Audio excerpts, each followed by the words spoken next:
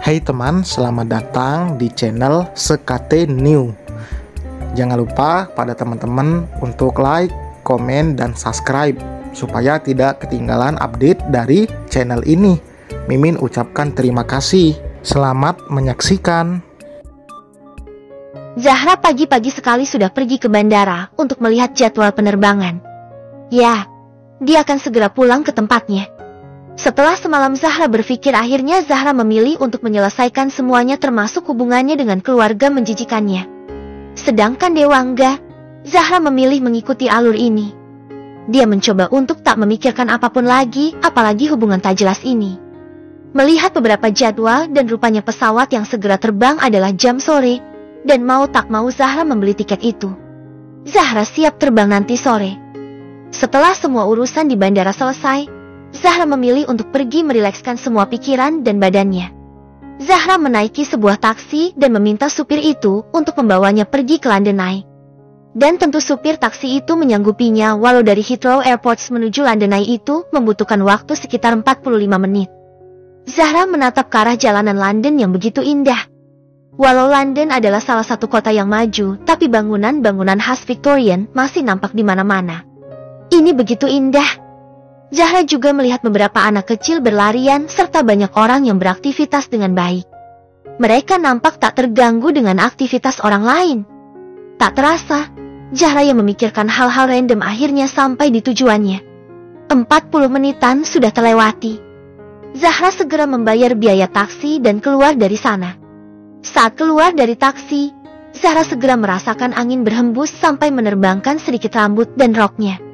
Zahra berjalan menyusuri tepian sungai Thames. Banyak aktivitas orang-orang di sini, bahkan mungkin banyak turis yang datang.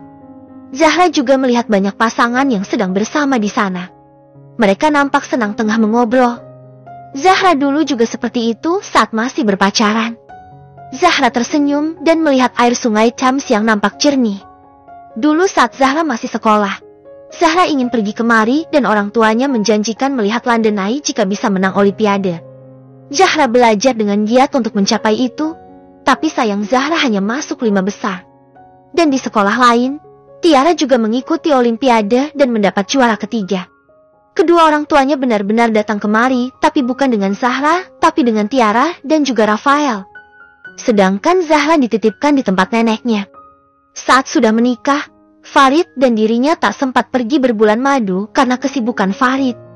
Lelaki itu juga menjanjikan akan mengajak Zahra kemari saat semua pekerjaannya melonggar. Tapi tak semudah itu, rumah tangganya semakin banyak argumentasi dan akhirnya mereka melupakan keinginan ini. Bahkan beberapa bulan lalu, Dewangga juga mengajaknya kemari, tapi rupanya setelah itu tak ada percakapan apapun lagi. Zahra menghela nafas. Memang benar wanita itu harus mandiri secara mental dan finansial, karena tergantung pada orang lain sangat tak mengenakan. Zahra duduk di sebuah bangku dan membuka ponselnya. Tentu hanya notifikasi dari sang kakak yang ada di ponselnya. Rafael, ayo pulang, Mama dan Papa sudah akan pergi. Kamu tak mau mengatakan sesuatu pada mereka? Zahra termenung. Mengatakan sesuatu? Mungkin ya. Dia butuh mengatakan sesuatu yang mungkin akan membuat mereka tak membuatnya tertekan lagi seperti memutuskan tak memiliki hubungan dengan mereka. Ya, dia butuh mengatakan itu. Sungguh menjijikan setiap mengingat ini semua, apalagi kalau sampai bertemu. Zahra menghela nafas. Sebenarnya apa yang pernah dulu dia perbuat sampai mengalami banyak hal yang kacau ini? Zahra benar-benar tak habis pikir dengan ini semua. Lama dia melamun, akhirnya Zahra memilih untuk berdiri dan menuju hotel kembali.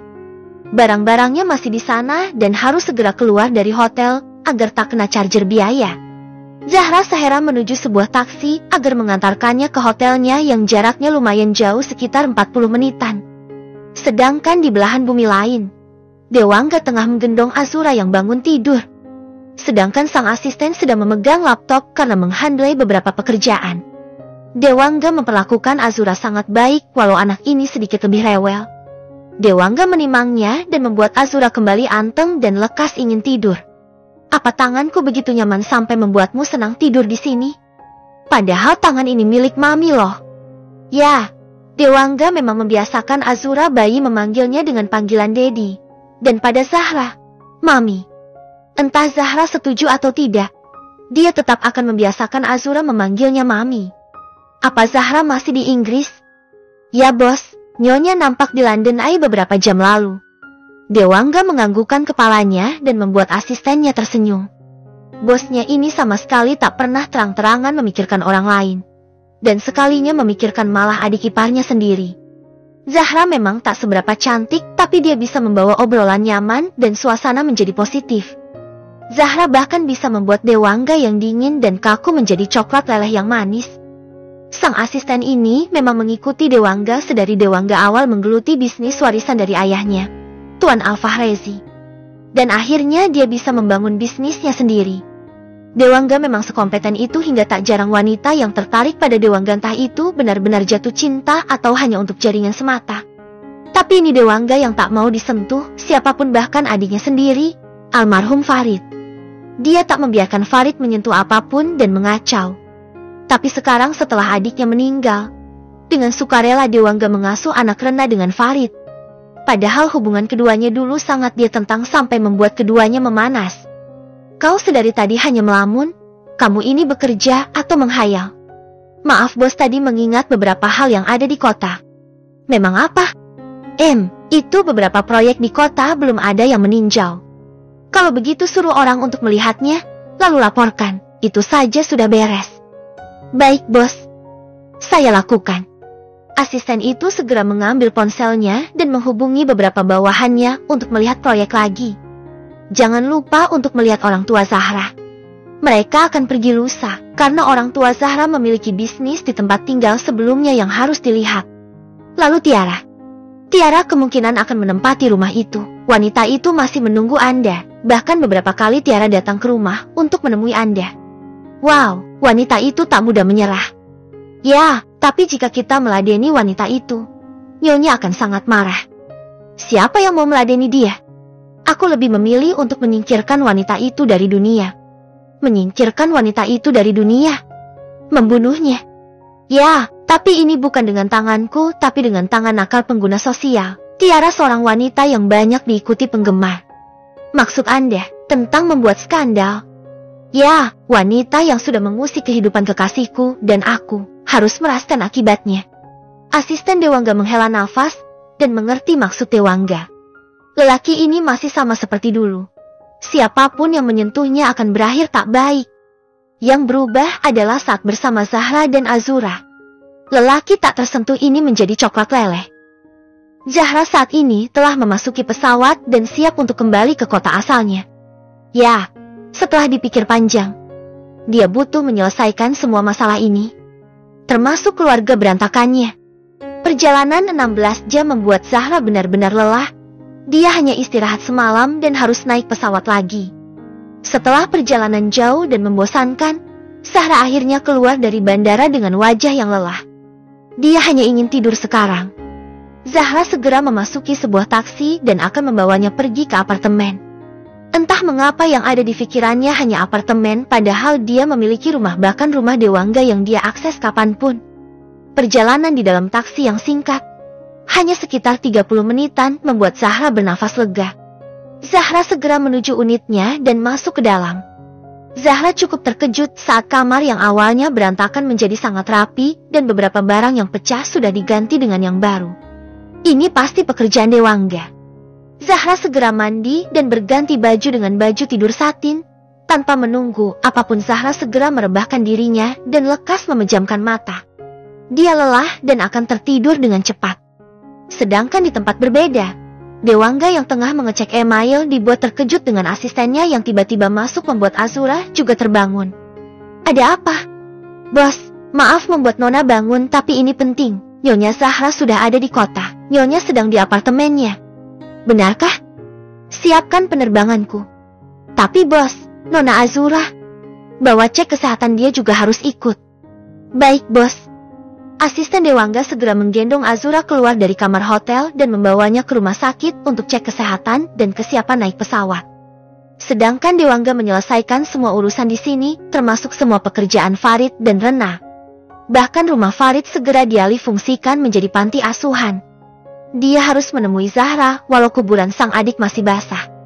Dia tak bisa membuat orang mati bangun lagi, tapi dia bisa menahan kepergian Zahra dari sisinya. Setelah 1 jam menunggu, asistennya datang dengan wajah sumringah. Ya, karena menggunakan akses VVIP, jadi mereka melakukan pemeriksaan dengan cepat. Bagaimana hasilnya? Nona Azura bisa diajak naik pesawat, bos, tapi harus menggunakan pelindung telinga. Sudah kamu siapkan? Sedang disiapkan, Tuan. Mungkin perjalanan menuju bandara sudah selesai semuanya. Kita berangkat sekarang. Baik. Asisten Dewangga meletakkan Azura pada stroller dan akan membereskan barang-barang Dewangga serta Azura. Tapi dia begitu terkejut karena beberapa koper sudah siap dan beres. Ini, kamu sudah membawa Azura pemeriksaan, jadi aku yang membereskannya.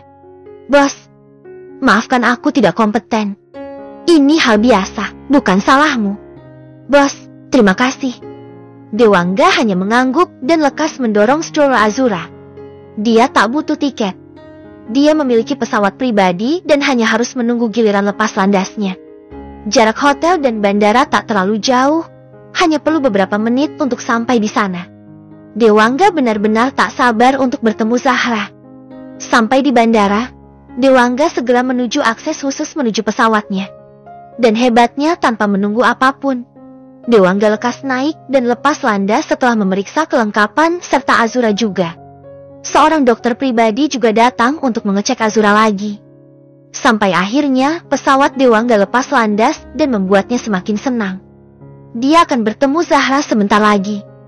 Zahra, tunggu aku sayang, aku membawakan mainan lucu untukmu. Tanpa sadar Dewangga tersenyum senang dan membuat asistennya juga tersenyum. Sang asisten merasa akan mendapat bonus bulanan yang besar karena sang bos memiliki mood yang baik. Perjalanan 1 jam lebih membuatnya tak sabar dan saat pesawatnya mendarat, Dewangga sudah mengecek Azura yang tidur. Apa baju Azura terlihat lucu? Ya bos, sangat lucu. Apa nampak lusuh? Ini baju brand ternama, tak mungkin lusuh. Baik-baik, sudah kamu siapkan mobil menuju apartemen Zahra? Tidak pulang dulu bos, tidak meninggalkan Azura di rumah? Tidak, Zahra harus melihat bayi lucu ini. Baik bos. Dewangga tersenyum senang dan membiarkan para pekerjanya pergi ke mansion untuk menaruh barang, sedangkan Dewangga dan Azura pergi ke apartemen Zahra. Menaiki mobil sedannya dan sesekali melihat penampilannya. Dia bukan sedang jatuh cinta, tapi dia sadar kalau kemarin sangat kacau, bahkan dia tak memperdulikan penampilannya. Dia hanya peduli dengan adik serta anaknya. Dewangga melihat sang asisten yang sibuk dengan ipatnya, sedikit penasaran. Kenapa dia masih bekerja? Ada masalah di perusahaan? Tidak bos. Seperti pembicaraan kemarin, membuat Tiara dikenal oleh banyak orang dan menjatuhkannya. Apa dia sudah mendapat endorse? Sudah mendapat berapa juta? Terpantau banyak brand menawarinya endorse dan brand ambassador. Tunggu beberapa hari lagi dan biarkan dia menjadi gelandangan. Baik bos. Tak berapa lama, mobil yang ditumpangi Dewangga dan Azura sampai di basement apartemen Zahra. Dewangga yang segera memindahkan Azura ke dalam stroller dan mendorongnya untuk naik ke unit Zahra. Dewangga benar-benar sangat ingin bertemu Zahra. Dewangga segera menekan beberapa tombol password pintu Zahra. Dan tentu lelaki ini segera pergi ke kamar Zahra untuk memastikan wanita itu ada di kamar atau tidak. Dewangga menghela nafas lega saat melihat wanita yang dia rindukan tengah terlelap tidur dengan selimut tebal. Dewangga lalu melihat ke arah Azura yang juga tidur setelah tadi di mobil meminum susu. Dewangga memilih masuk ke kamar mandi dan mandi untuk menyegarkan diri. Dewangga memilih mandi dengan cepat dan memakai kaos hitam serta celana pendek. Dewangga keluar dari kamar mandi dan masih melihat 2 perempuan yang begitu berharga di hidup Dewangga masih tertidur dengan nyaman. Dewangga melihat jam di nakas dan rupanya sudah sore. Waktunya makan. Dewangga segera mendorong stroller Azura dan memilih untuk memasak daripada ikut istirahat. Ya, hitung-hitung membuatkan Zahra kejutan. Dewangga memilih untuk membuat sebuah steak dengan saus jamur. Ya, dia ingin ini sudah lama dia tak makan steak dengan Zahra. Dewangga sangat asyik memasak sambil sesekali memantau Azura agar tak menangis. Dewangga takut akan membangunkan Zahra jika Azura menangis. Tapi tanpa diketahui Dewangga, Zahra telah bangun dan menuju dapur karena mencium bau wangi masakan. Zahra yang awalnya masih setengah sadar, seketika matanya melebar saat melihat pemandangan di depannya. Seorang dewangga dan juga bayi mungil yang tengah tertidur tak jauh dari sana. Mas Dewa. Dewangga yang dipanggil lirih dari arah kamar segera menoleh. Dan Dewangga tersenyum manis di sana. Kamu sudah bangun sayang? Kamu kenapa di sini? Memasak, ini waktunya makan malam kan? Bukan itu, tapi kenapa di apartemenku? Apa aku tak boleh menemuimu?